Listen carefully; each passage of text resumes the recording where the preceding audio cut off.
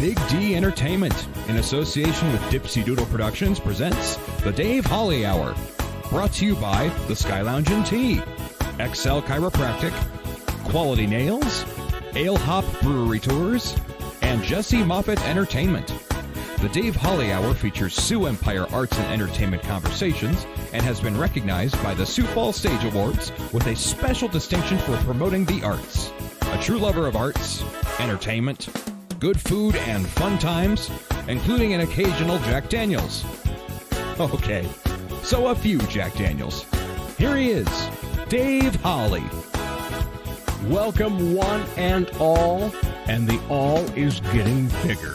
Each week, we bring you great conversations about Sioux Empire Arts and Entertainment, and each week, this little podcast continues to grow. Thank you. Perhaps you heard the news. Premier Playhouse Executive Director Robin Byrne has handed in his resignation and is moving back to jolly old England.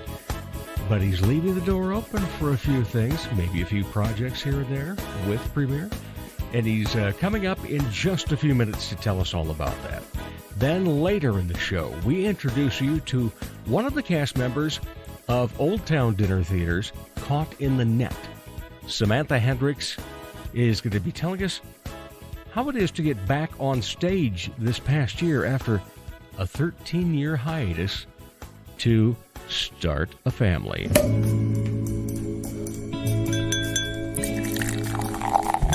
Time to grab your favorite beverage, lift it high, and toast it to being Thursday, a.k.a. Weekend Eve. Hey, the weekend isn't around the corner, it's here! So long, hump day and your frumpy way. We say hello to Thursdays with opening nights. The weekend is near and we can see the bright lights. Yes, Thursday, you're so hearty, we can't wait for Friday, so a day early, we start the party. Oh, lift 'em high, depending upon the time of day that you do toast. Because you might be having your toast, and then you might be having orange juice or milk or coffee. Is dependent upon what you toast with. But you know what it is for me? Jasper Newton. Jack Daniels Diet Coke with a lime, and oh, it tastes so good. And our Weekend Eve toast goes to running into somebody you haven't seen in a while. Even if you only have a couple of minutes and the chance to say hello, ask how everybody is, and of course say, you know, we need to catch up sometime, even if you don't get that chance to catch up later. But try to make it a point to do so. But regardless, to all the times that you just run into somebody and go, hey, great to see you. That's always a nice thing, isn't it? The Weekend Eve Toast has been brought to you by Ale Hop Brewery Tours. People are talking about how great it is using Ale Hop. On their Facebook page, here's what Tina had to say. Super fun and convenient. You can go out, have a good time with friends, and not have to worry about driving home. Best of all, it supports our locals. Ooh, I like that part of it, that's for sure. No matter what brewery in Sioux Falls is your favorite, Ale Hop Brewery Tours lets you and your friends choose any or all of the local breweries, plus a distillery. Book your private tours online at alehopbrewerytours.com. That's alehopbrewerytours.com. If you're already out and about on the weekend, though, you can hop on one of their public tours. For more info about those, call 605-777-2183. That is 605-777-2183. Ale Hop Brewery Tours, where micro fans meet micro brews. Honorable mention. Oh, you know me and my honorable mentions. I always like to find something that's given me a smile throughout the week. Oh, and it was a local business, a very hard-working local business that did so this week. I'm a big supporter of local, as you know. Well, the other day, I had this situation. I have one of the gigs I'm doing right now is I'm doing trivia out at Chasers every week. There's a nice bag. It's the perfect length for this one particular speaker stand, as well as a microphone stand that they can both fit in it. And it has a little zipper up at the top. Well, I must have gotten a little rough and rowdy one time along the way, and the zipper broke. So I took it in on Monday because that's my day off from my regular 40-hour-a-week job. And I needed it Tuesday night. And so I said, can you do an emergency job here quick? And first of all, he talked me out of doing something really expensive and instead just fixed the zipper and sewed it up nice and strong. And I said, well, can I have it by 5 o'clock on Tuesday? He says, we'll see what we can do. I got a voicemail like at 9:30 on Tuesday morning that it was ready. So perfect timing. So thank you so much. John's Shoe Repair. You go over there when you need a shoe fixed, you need a bag fixed, you need that zipper put back on. Yeah. Good people there. A great local business. All right, coming up later, actor Samantha Hendriks. But up next, Premier Playhouse Executive Director Robin Byrne on the Dave Holly Hour. Sure, they have darts, and you've heard me talk about how ruggedly handsome the trivia host is, but all caps fun never stops at the Sky Lounge and Tea. And fun is best had with your friends enjoying live entertainment, as in live and local. Yeah, the Sky Lounge believes in giving you the best bands, solo artists, and comedians from the area. The Neo Johnsons, Elizabeth Hunstead, Skylar Volks, as well as many others. And a great staff will make sure you enjoy your fun at the Sky Lounge in Tea, South Dakota. Dr. Perry Langston and Dr. Corey Tooney know excellence is in you. That's why they provide you with excellent care at XO Chiropractic, improving your overall health in spirit, body, mind, and will. Get results the natural way. Arrange a consultation, 605-332-9235 or xochiros.com. Excellent care for excellent people. XO Chiropractic, located at 4309 South Racket Drive in Sioux Falls.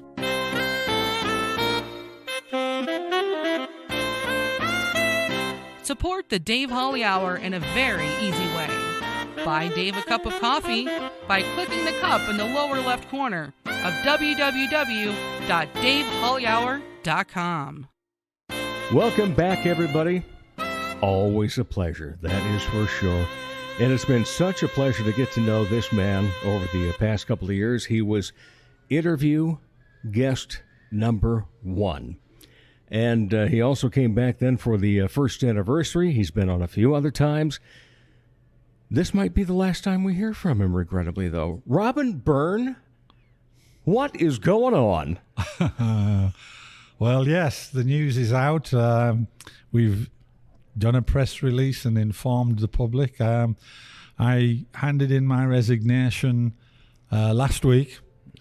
And I'm going to see out the season until the end of June. And then I fly back to England, and I'm relocating back there.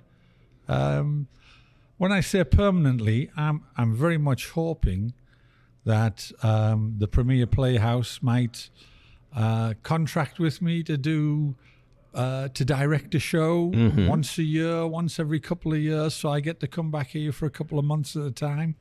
But my theatrical future lies in the UK at the moment. Okay. Not surprising. It's one of those that I read the press release. It came out. I saw the headline in the email, and I gasped. I said, and then I read it. And, it's not obviously, something that anybody should be surprised at, but still taken aback by the fact that you've made Sioux Falls such a part of your stage abilities in terms of an executive director for a theater company and still an artistic director. And so I hope that, that the Premier Playhouse will follow through in that regard. What was the final straw that made you say, it's time to go back? It's family. Yeah. Ultimately. A lot of my close friends know we went through a very personal tragedy, my wife and I losing a child. Last year, and all my family are over in England, my stepsons, my daughters, and I think they need me there, and I think I need them even more. Right, yeah, understandable. Well, you definitely will be missed. There's no doubt about that, and like I said, I've enjoyed becoming a friend of yours, and it's been such a pleasure to get to know you, but it's not the end. I have a feeling we'll see you back from time to time. It's certainly not the end of my theatrical life. I've already sort of made plans over in England, and I do expect to be signing with a London casting agent who I've started talks with, who happens to also be my daughter's casting agent. Yeah. So, and she's had a pretty good year. She has. She's just started the final tour of the final UK tour of her one-woman show, Pricks, that's been incredibly successful for her. I went over there in October to film the short film of Pricks that is hopefully going to be released at the Toronto Film Festival later this year, and hopefully released on Netflix after that. So, yeah. Well, we look forward to it, no doubt about that. And then she just won an award for an advertisement, correct? For a charity? It wasn't an advertisement. It was a short film. A short film, okay. And it was the Charity Film Awards at the Odeon in Leicester Square in London, where they do all the big award ceremonies and premieres, etc. And she did a very short film because she's type 1 diabetic. She did a very short film about the discovery of insulin 100 years ago, where she actually played. She was the only person in the movie, but she played a Dr. Frederick Banting, who is male. And she just spoke direct to camera, quoting his diary, really, about children waking up from their comas the first time they were injected with insulin. And she won the award. It was the People's Choice, Best Film Award, yeah. Well, I think we need to give you a Best Executive Director Award before you leave. I'm going to make it happen, And the other thing, I was thinking about this, since you are from England, and they have knighthood over there and so forth. If I can ever find out who we actually have as king and queen of the Sioux Empire, I'm going to ask them to knight you. Well, thank you very much. Because you deserve it. You have done such a stand-up job with our community theater, taking it from Sioux Empire Community Theater to Premier Playhouse, and I know you've had a lot of help along the way. But well, that's where I wanted to. I was going to interrupt you then. So yeah, I appreciate what you're saying, but I had a lot of help from a lot of good people, not least Rick Weiland, who, as president of the board of directors at the Premier Playhouse, has been a key figure in the recovery. In fact, the first year of recovery, let's call it, sort of 3 or 4 seasons ago, I think if it wasn't for Rick going out and talking to businesses that we owed money to and getting a stay of execution or a forgiveness or whatever, we probably wouldn't be here today. So it's not all down to me by any means at all. There's a lot of people did a lot of good work to make it happen. There's no doubt about that, yeah. All right, and like you said, you're here through the end of the season yet. Yeah. And there's a lot going on. Oh, man. So first of all, we have Cabaret coming up very soon. Yeah, we open on the 12th of May. We are in rehearsal for that. We have a great young guy directing it called Oliver Mays, who's a graduate from USD and has, for the last few years, has been freelancing as a director. So we actually brought him back to the region from Portland, Oregon. Strong community out there for theater, too. Yeah, and he's doing a great job directing this show. But the big news is I've offered him a contract and he's accepted it, and he's going to come on board as associate artistic director and take responsibility for many aspects of the productions that we do. Our team is changing quite a bit at the moment, and we've lost some really great people recently. But in good ways. But in good ways, right? Yeah. Going on to big things. Yeah, people find and that's what happens. When you raise the bar and you raise the standards and you try to, play in the division above the one that you're in at the moment, the guys in those upper divisions start buying your players, don't they? And that's what's happened. But I've been able to find some good players to replace them who'll do a great job. Yeah. All right. So Cabaret, again, coming up very soon, opening on May 12th. Yeah. Have opening night tickets. It's my favorite night. I always love opening night. You know, it's such a great show, Cabaret. And you know, a lot of people they might have seen the movie Cabaret with Joel Grey, and Liza. yeah, and Liza Minnelli, and because the movie wasn't like the way the musical was originally written, and you know, it's set against a backdrop of the rise of the Third Reich and the Weimar, and you know, 1930s Berlin in some ways was a really wild place to be, with some very decadent avant-garde nightlife where, you know, LGBT boundaries, you know, were pushed quite a bit, etc. Before anybody even knew what those were. Yeah, and there was a lot of underground cabaret going on. But then, of course, you had that political undercurrent of there's really something nasty just around the corner. And I think the original production communicates that better than the movie did. And then, of course, the original production got revamped, and we're doing that revamped version of it, and we're trying to keep it authentic to that 1930s Berlin cabaret club style.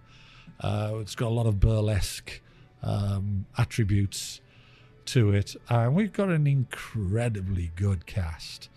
We've been able to attract some new blood this time, one or two people that haven't been part of our productions before that I think will really take the breath away of some of our audience members. And I'd really love to see the Sioux Falls public, if you've never been to the Orpheum, if you've never bought a ticket for the Premier Playhouse or the community theatre productions, now's the time to see what all the noise is about, because we're doing productions that I think rival any professional theatre from a production quality, from an acting quality. I mean, we're not professionals, but we strive for that sort of quality level. And some of our performers, I think, could hold their own in any professional very much so company. Yeah, and I've always had this opinion, and I might have shared it with you on a previous show, Dave, where I think every community, has movie stars. When you think of all these A-list movie stars, at one time they were just people in a community somewhere. True. And they got discovered. They got a lucky break or whatever. And like I say, I think Sioux Falls has got A-list movie stars walking around, just they've never been discovered yet. And some of them occasionally find their way onto our stage and wow the audience with great performances. And Cabaret is not going to be any exception. It's going to be a terrific show. All right, we'll look forward to that. Now, in the meantime, a very special project that we've talked about in the past, but very briefly, just saying that it was upcoming, but the Penguin Project. Oh, yeah. This is awesome. I love the concept behind it, and I love the fact that it's moving forward. Yeah, it's finally moving forward, because we were ready to do it last year, and then COVID hit. And when the people hear what this is all about, they'll understand why COVID was such a big problem. Because the Penguin Project is a nationwide project, and we are chapter 39 in the country of theatres who host this. And every year we will be taking a group of all ability artists. So that's children with disabilities, children without disabilities. And when I say children, it's really not just children. It's 10 years old to 25 years old. And we're going to put on, this year we're going to put on Annie. And the idea is that we partner the disabled kids with the non-disabled kids, and they work together on the production. And the non-disabled kids kind of work like mentors. Everybody ends up in the production, but all the key roles, all the speaking parts go to the kids with disabilities. And it's fantastic for them to get that opportunity. It's heartwarming to see it happen. But it's also an enormous lesson in humanity, I think, for the kids who don't have disabilities to come along and give willingly without expecting anything in return, being in the production but stepping back into the ensemble or whatever to let the spotlight shine on their partners. And we weren't able to do that last year because, as you know, with a lot of the disabilities that kids have, it makes them very susceptible, autoimmune to so we just had to abandon it last year, and I think this year we are now recruiting our artists. We want these all ability kids to sign up with us, and there might be a little bit of reluctance to do that, because of what we've just been talking about. We're not out of the woods completely with COVID, although life seems to be returning to something that's somewhat normal. There are still people getting infected with COVID, and we want our recruits to the Penguin Project, to Annie, to know that we are going to be taking whatever precautions are necessary to keep it as safe as you possibly can. But we need volunteers. We need volunteer actors. We need volunteer mentors. We need volunteer, backstage people. And it's going to be a fun thing. We're going to work on it gently, is I think the best way to do it. None of the rehearsals are going to be longer than about an hour and a quarter. Okay. Initially, the rehearsals will be more social, and there'll be music from the show playing to familiarize people with it. We'll be identifying who might be best in certain roles, etc., and then gradually we'll pick up the pace. But even when we do pick up the pace, we'll still keep those rehearsals to about an hour and a quarter. So although we might ask people for a time commitment that keeps them busy several times a week, it'll only be for a short period of time each time they turn up. So if you are interested in being an actor, an artist in a production this summer in August, where we take to the main stage at the Orpheum of Annie, and it doesn't matter whether you're a disabled individual or a non-disabled individual. If you fall into that 10 to 25 years bracket, we want you to go to our website today, or the day that you're listening to this podcast, and there goes my phone, which I didn't turn off. That's all right. and go they to can wait. Go to the podcast, go to the website, and sign up and register to be involved in the program. All right, so you got the Penguin Project. We've got Cabaret. Yeah. We also happen to have some camps coming up during the summer, correct? We do, yeah. Our education department, headed up by Alex Wyland, is really working hard to pull things together. And I should give a shout out as well to Tammy Haverley, who's on our board of directors and also works at Lifescape, for getting heavily involved with the education team as well. So we're going to be giving some summer camp, not necessarily summer camp, maybe winter camp opportunities, right? But definitely camp opportunities. And we're also going to be providing classes and workshops that anyone can sign up for. The camps in particular, parents love to know What's the details of those?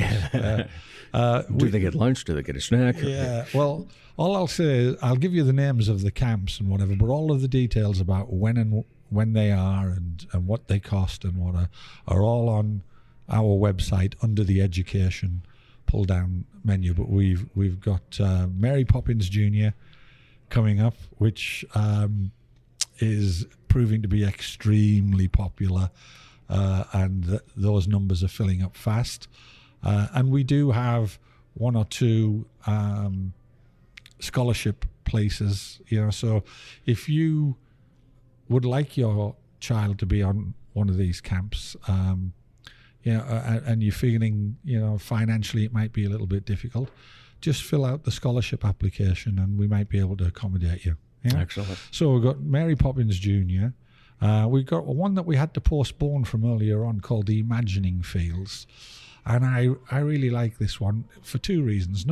Reason number one, the Imagining Fields is a children's book written by local author Mo Hurley, who's also one of our actresses, and a very talented lady she is, as an author and as an actress. And what we're going to do is we're going to take this book, The Imagining Field, and the kids will translate it into a performance. So we'll take it from the page to the stage, if you like, and that should be a really creative, fun camp for kids to attend. Of course, we've got the Penguin Project, and I've forgotten what I told you the other one was earlier on, Dave. But it will come back. It'll jump into this old mind of mine, no doubt, before we finish this interview. Well, I was talking with somebody at lunch and said, boy, I suppose it's time that I've remembered. Okay, see, it didn't even take that long. And that person said, well, he is getting close to 70. Yeah, I am. I had my 69th birthday when I was in England. But the other camp, which escaped me for a moment there, was Winnie the Pooh. Oh, yes, that's right. Yeah, so we've got a lot of fun things for the youth of Sioux Falls to get involved in the near future, and we've got a lot of fun things for anyone to get involved in through our education department, whether it be a class or a workshop or whatever. So all you got to do is go to the website, look at the education section, and see what's there and see what you want to sign up for. Yeah. All right, and so as you get to the end of your tenure as the executive director of what started off as Sioux Empire Community Theater, SECT, and now Premier Playhouse, what are the things you're going to miss? Oh, gosh, where do I even begin with that question? It wasn't an easy decision for me to decide to move back, in the sense that although, family is of ultimate importance, I have a really great theatre family here, and a social circle that of people that aren't theatre people as well, but they're just really good friends. So, that's clearly the first thing I'm going to miss is the friendship, the camaraderie. I love Sioux Falls. You can't rule me out because I've left Sioux Falls twice before and came back. I left in 2011 and went to live in Seattle for a year. And then that dragged me back over into England, and then I ended up back in Sioux Falls again. And then in 2016, I got asked by one of my business clients for the business I was running then, which I gave up running to run the theatre. They asked me over to run a big law firm in England. So in 2016, I moved to England to run a law firm. 2017, I was back in Sioux Falls. I did not like running a law firm. But I love the theatre. I love meeting the audiences when they come in the evenings. I love getting up and doing the the welcome speech before the show, and having a little joke with the audience, and just seeing smiles on people's faces. My favorite thing you said in one of your intros was during Lombardi about a cast member falling through. It's falling okay. through the floor. Yeah, it's okay. He was only going through a stage. That's right. Yeah. Oh man. Yeah, my like many other men, I have a reputation with my kids for dad jokes. And Okay. I sometimes share them with the public. I'm assuming that you'll still be, having a beverage and a cigar from time to time, though. Oh yes, I mean, when I say a beverage, I tend to drink Diet Coke. Mm-hmm. Occasionally, I might have a Moscow Mule or an old fashioned, but 80%, 90% of the time, I'll go and have a cigar at my local cigar lounge right across the street from where I live, and I'll have a Diet Coke with it, and that's another social circle of friends that I will definitely miss when I leave Sioux Falls. We sit there and we put the world to rights, and we blow smoke. You know where. Figuratively as well as literally. Yeah. Well, my wife's question for you then is, can we sublet your apartment? Absolutely. And a few people have asked me when you leave in town, and the answer is I'm not exactly 100% sure, because I do have a lease on the apartment until the end of September, and I'm expecting to be able to get out of that early. If I can't get out of it early and they don't find a replacement for me, I'll be quite happy to stay on a little bit longer.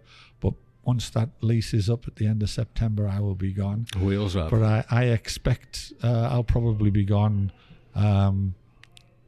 mid-July. Yeah. You will be missed, my friend. Well, thank you. I'm going to miss this, but like you said, don't count you out. Yeah. All right. Well, who knows? We might even get one more in before you leave. And hopefully, I will be back at some point in the future to direct a show, and I'd love to sit down and visit with you when that happens. Because I'll still be here. Yeah. The $6 a week that this show makes, it's keeping me going. All right.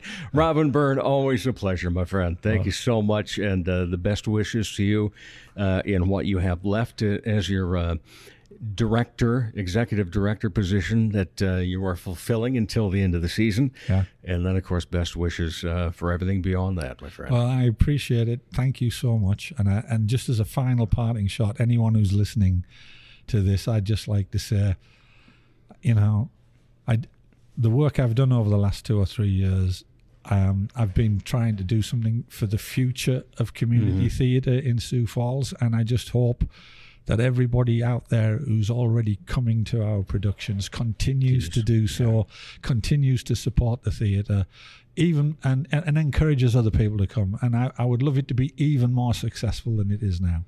Yeah. We'll work on it for you then. Thank you so much. All right. Thanks, Robin. We'll be back with more of the Dave Holly Hour in just a moment. Hi, my name is Jesse Moffett, and I'm not a piano player. I'm a comic magician and hypnotist. I've been performing for over 20 years. I've performed at many events, corporate events, holiday parties, post-prom parties, graduation parties, state and county fairs, festivals, just about anything you can imagine. The funniest thing about the Magic Act is that I use a ton of audience participation, and that can make things really interesting. Put it down the front of your shirt. Stop being so, my hand won't follow it. The best thing about the hypnosis show is that the volunteers and their imaginations really make it a blast. Holy crap, dude, did you see what you just did? You could do that possibly to girls. For booking information, go to Jesse Moffett Entertainment on Facebook. That's JESSEMOFFITT. Or call 605-929-0964.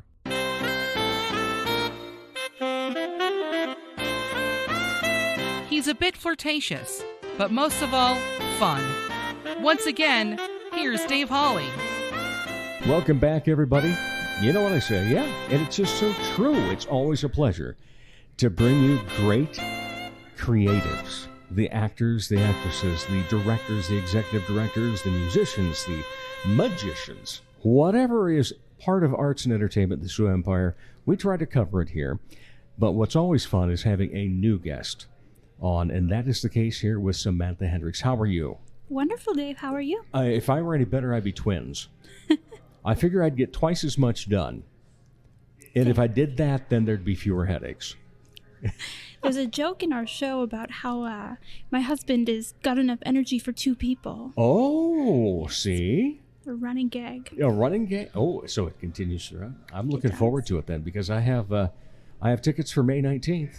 Exciting. It is starting to sell out. I think we have 6 completely sold out shows. That. Yeah, I did see some of the posts. It's like, man, this is great, because it's just so fun, because we have such great opportunity to see theater around the Sioux Empire. Yes, we have the premier Playhouse, but within Sioux Falls yet then, of course, there's still Goodnight Theater Collective, there's Monstrous Little Theater, there's Broadcast Theater, and a few others. And then you've got Corson, and then you've got Olde Towne Dinner Theatre at Worthing, and just have become such great fans, because I know that John J. Bow loves to have farces as part of the show. And so is that the same case this time around with Caught in the Net? Correct, yes. This is British comedy farce. It is fast-paced, hilarious, lots of near misses. Near misses, I like that. I always remember, when I think of near misses, I remember the old comedian George Carlin said, why do they call it a near miss? Why don't they call it a near hit? That would be more accurate, yeah. But I'm guessing all the lines hit, though.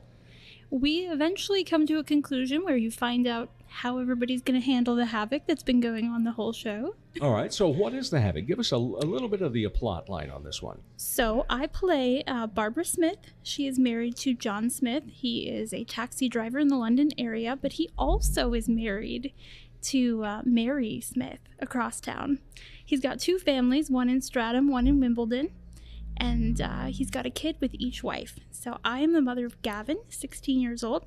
Mary, who's played by Leslie Parker, she's got Vicky, who's 15 years old. And our children meet online in a chat room. Early 2000s, kids are chatting online. Yeah. And they find out that their dads have a lot in common. So they wanted to kind of meet up and talk about their families. And then, of course, John has to avoid his family's colliding from that point on. A typical British farce. Yes. Yeah, much. No doubt about that. That sounds very enjoyable and entertaining. But Olde Towne is just so great anyway, going down there. What a fun atmosphere. How is that atmosphere for you as an actor then? Well, I've had a great time. I think it is a wonderful little theater. I haven't been acting in Sioux Falls for very long. I've actually started up acting after about a 13-year hiatus. I started with A Christmas Carol at Premier Playhouse. Rehearsal started last September. And then I had a bit of a break, went and joined Dinner Detectives. And now I'm with Olde Towne, and that is just such a fun atmosphere. A great time being in a small cast for the first time in a really long time, and getting to know everybody really well, and getting to really dive into character, which I wasn't able to really do as much in my last show. And so that's been really a good treat. All right. How do you like to dive into a character? What are the things that you bring to a character? Well, I think the most important thing is to think about what they want in that moment. What are they, aiming at? So I just try to figure out what is the outcome that they're hoping for, what are the obstacles that they're facing, and try to just inform how I would deal with that, if I were this person, trying to get into their headspace as much as possible. Do you look forward to notes from a director? I actually love feedback. Okay. I know a lot of people get really nervous, but I'm fairly new to being back in this. And the last time I was acting full time, I was at Southwest Minnesota State. Mustang for life. Yeah, both Mustangs here. And so I was used to getting a lot of feedback because that was for class and, from my professors. So I still really love getting feedback. I love hearing what I could do better, how people interpreted what I did, kind of hearing a lot of perspectives. Now, when I talk to directors, they also love when an actor comes up with their own thing for a character. Have you been able to do that? I think so. I actually feel really well matched to the character that I was given for this particular show. She's kind of, sweet, motherly character, pretty even keel. So I felt a pretty natural affinity to Barbara in the first place. She's not as frantic as a lot of characters are in farce. So I felt pretty at ease with her to begin with, and I was able to bring in kind of, I feel like, my tone as a mom. As since I have 3 kids of my own, I have certain things that I say as Barbara that I feel like just naturally kind of came out of my mouth that way because of who I am. Well, not only do you have 3 kids, but you also homeschool, correct? I do, yes. So what have you learned as a teacher that helps you on stage? I think that one of the things I try to teach my kids just outside of the lesson book is that it is totally fine to fall on your face and make mistakes and just keep trying new things until you find what works for you. And I think that really applies. What are you looking forward to in this particular production? I think it'll be really wonderful to see it all come together and to see how well we all work together. I think it's been a really great bonding experience for the cast, and I think it's really showing on stage that we understand our characters, that we understand each other and our styles and how they mix together. And I think I'm just looking forward to seeing the whole picture.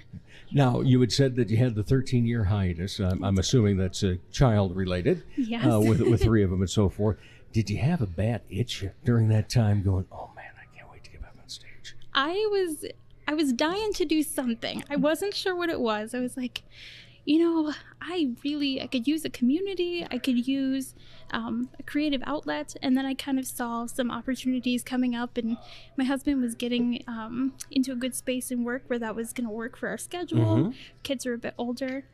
So I was like, yeah, I'm just going to go for it. And that has been the best thing ever for me. The community's wonderful. Well, sidebar, tell your husband that I am planning to have a entertainers and arts widows podcast sometime. Get to all the people that, all the people that sit back and are great supportive cast members by letting you do your thing, letting me do my thing, and so forth. So let him know that. I will. He will be very glad. Because it does take a great significant other to be able to go out and do the things that you want to do as a creative. And so we want to salute them too, because there's time involved. For me, it's not bad. I interview a few people on a Monday afternoon or evening, and then Wednesday night I'll edit it and have the show out on Thursday. But still, that's a little bit of time. But when you're in rehearsals, like with Olde Towne, how many nights a week is that right now? So we rehearse Sunday through Thursday, 5 nights a week. Usually we're there from about 6:30 to 9, sometimes a little longer if we need to work through a few things. But yeah, he's wonderful. He gets the kids dinner, he picks up kids from practice, he does the bedtime routine and some chores, and he has just been fantastic. That's excellent. I love hearing that.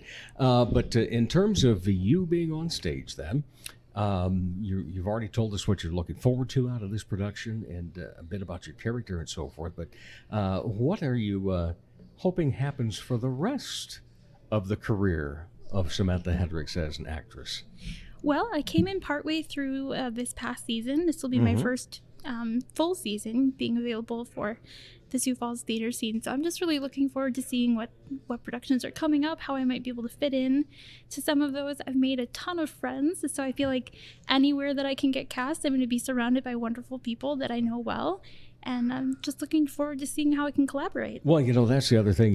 We joked a little bit about the theater widows and so forth, but you do end up with another family. Oh, absolutely. Maybe for a short period of time, but everybody I always talk to, basically anybody you've ever been on stage with, you're still going to have that as a family person down the road. Oh, yeah. Yeah, and so that's always a heartwarming part of, what you get out of it and so forth. But is there a particular play that you would like to be in or a particular role that you desire?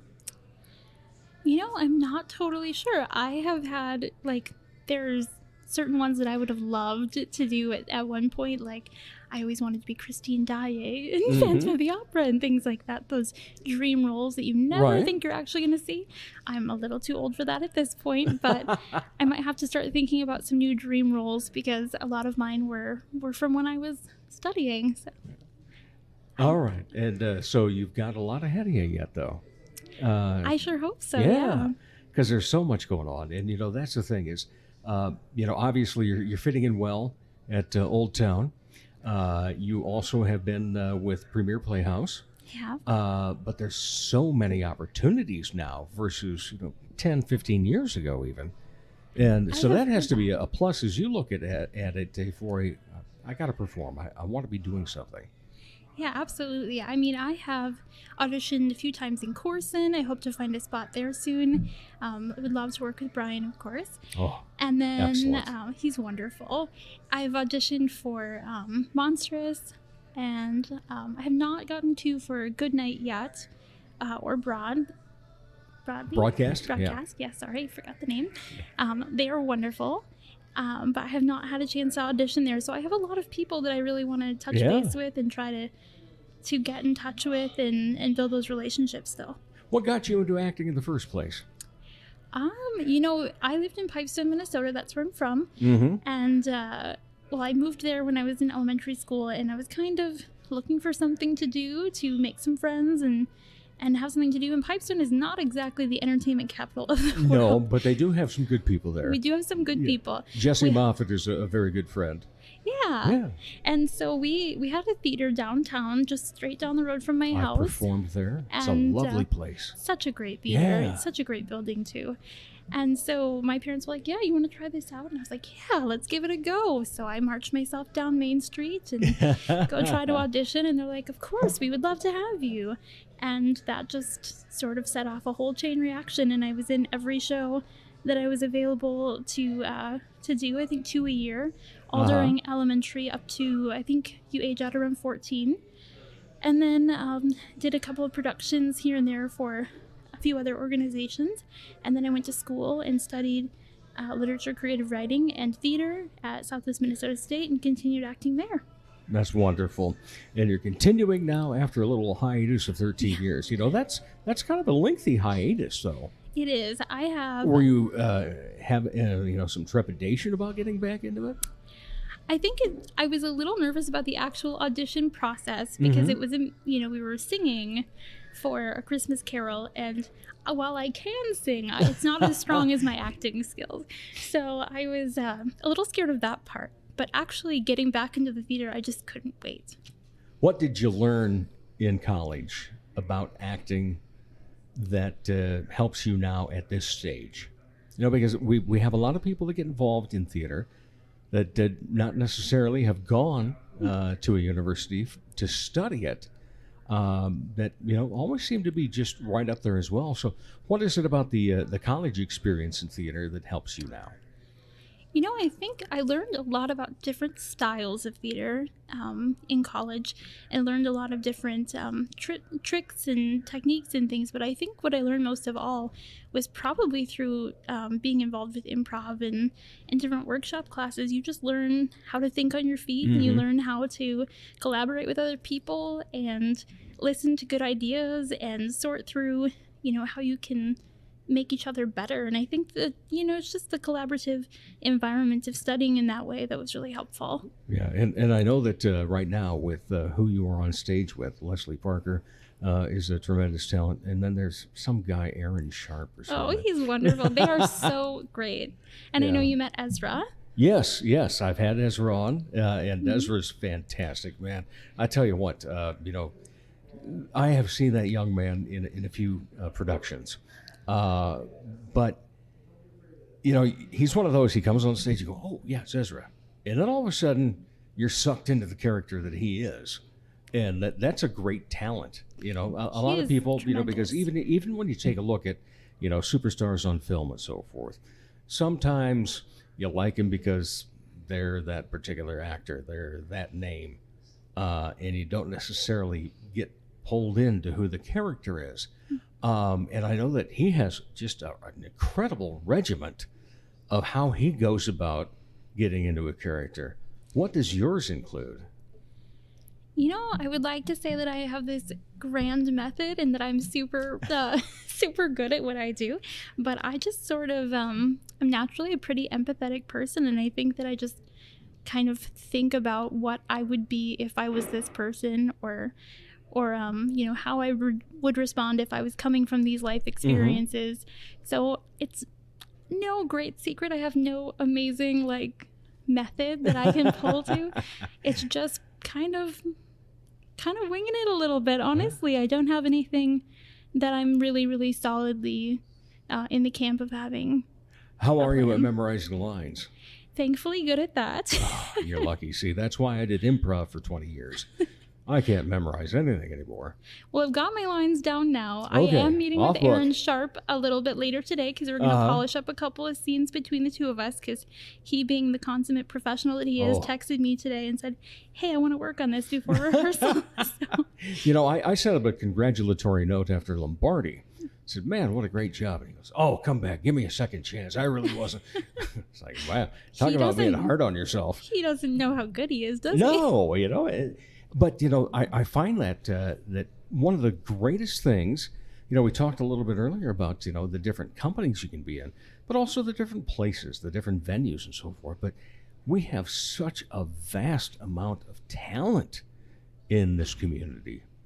And you're yet another piece of that now. Well, thank you. It is humbling to see these people work. It is amazing. Yeah. And what is it that when you are around people that have been in Premier Playhouse, they've been at Corson, they've been at Old Town, maybe they've been in Monstrous or something along that line, what types of things do you pick up from them? Well, I think everybody's got such a different approach to it. I just kind of try to glean what I can pick up from different people. I was talking to the lovely, talented Marisa Moser. Talking a little bit about she is gorgeous, isn't she? It's a little ridiculous. She looks that good in person too. It's crazy. But she and I were talking at the wedding this weekend about some things that I was trying to figure out how to do for my current show, and she just has the best advice. You just can learn so much from every single person. They've all got their own process and their own things that they bring to the table. Yeah, pick up a little nugget here and there. So when you are not part of the arts and entertainment scene, what do you like to be entertained by? You know, I love a good drama. I haven't seen as many of those around here because I know that dramas are harder to sell. It's a little trickier to sell those seats because people love to laugh. I adore comedy, but I get sucked into a good drama. Did you see Blood Brothers by any chance? I did. I actually went to that show because I was going to be working with a lot of that particular group in A Christmas Carol. Right. So I went and I wanted to see what they were, you know, who I was stepping into the role with. And I was like, why are they letting me act with these people? They're incredible.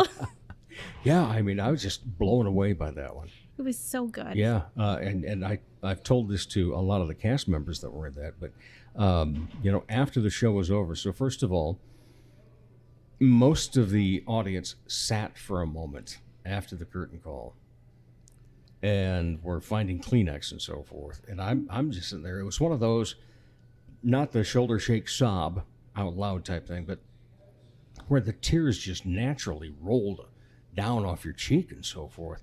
And so then we went out to greet a lot of the cast members, and Marisa happened to be the first one that I see. And then all the others are still crying as cast members. It was such an emotional production that they put on. Did you go to the final show? I did. That's the one I was at. That's the one you were at too. I was like, that curtain call process, especially your final show, is always so emotional. You're just, you know, kind of reliving what you just did and realizing that it's over for now, and that just is a lot of emotion. It's just kind of a natural process. Yeah, but man, just such a powerful script. That show was incredible. And Robin, of course, did a fantastic job. Wonderful. That was the first time I was introduced to his work, so that was really powerful too. Yeah, he's quite a guy. We're going to miss him. There's no doubt about that. Oh, no doubt. And I was so lucky to see him. Give him a quick hug on his way out of the interview. By the way, speaking of Premier Playhouse and just all the theaters that we mentioned and so forth, What's coming up for you after this? Anything on the horizon? I don't know what is coming up for all of the shows. I haven't heard for premiere. Maybe it's out there and I just haven't noticed yet, but I haven't seen the announcement for that yet, but I intend to keep auditioning there. Also in Corson, I'm hoping to make an appearance there in this next season. Yeah, cast Brian, her. make that Brian, happen. Cast her. That's subliminal messaging. And so I'm really hoping to work with them at some point. I would love, of course, to be involved with Old Town again, but I haven't seen a lot of the lineups coming for the next season, so I'm not sure where I can fit. But for the summer, I'm going to take a break and travel with my family a little bit here and there, and then I'll come back. I am planning, if they'll have me, to be back involved with Christmas Carol again. So that would start in September, I presume. Wow.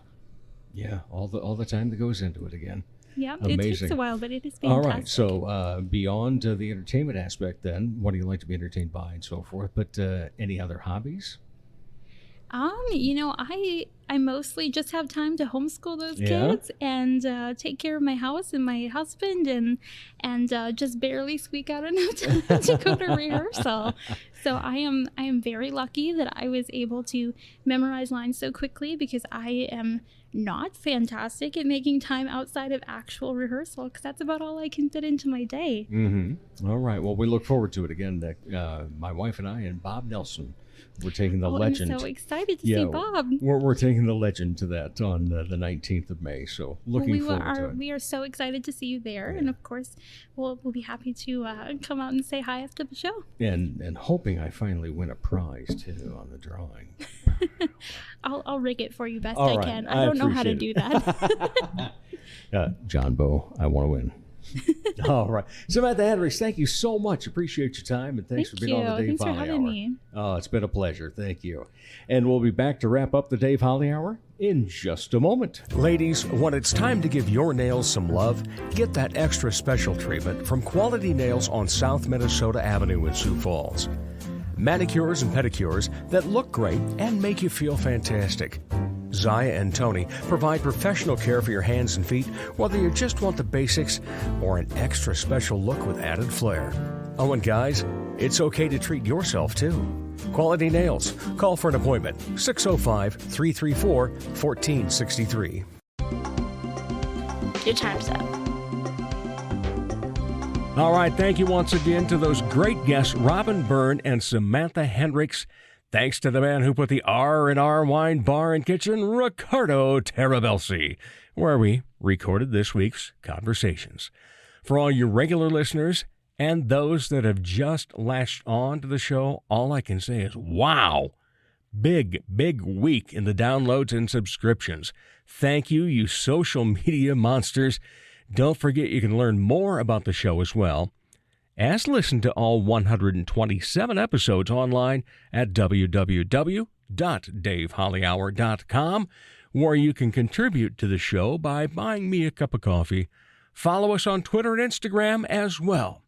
You know what, for this next few days, some of the Dave Holly Hour unpaid staff will be heading to the Dakota Academy of Performing Arts production of Wizard of Oz tonight at the Orpheum. Friday night, the ruggedly handsome trivia host makes a triumphant return to the Sky Lounge and Tea. And then Sunday, we'll be taking in brunch at Granite City, where the original friend of the show and a beautiful human, Elizabeth Hunstead, is going to be playing and entertaining. All right. Find something that interests you in the arts and entertainment world and take it in, soak it up for the weekend. As Arts South Dakota says, home is where the art is. As I say, you can't have heart without art.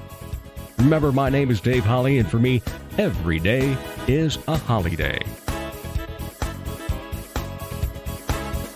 The Dave Holly Hour has been brought to you by the Sky Lounge and Tea, XL Chiropractic, Quality Nails, Ale Hop Brewery Tours, and Jesse Moppet Entertainment. If you would like to contribute to the continued success of this podcast, go to davehollyhour.com. At the bottom of the front page is the additional links section. Click on the orange button, Dave Holly on Linktree. You can order merchandise, become a Dave Holly Hour VIP, and make contributions to the show. The Dave Holly Hour is produced in the Dipsy Doodle Studios by Big D Entertainment. Thanks for listening.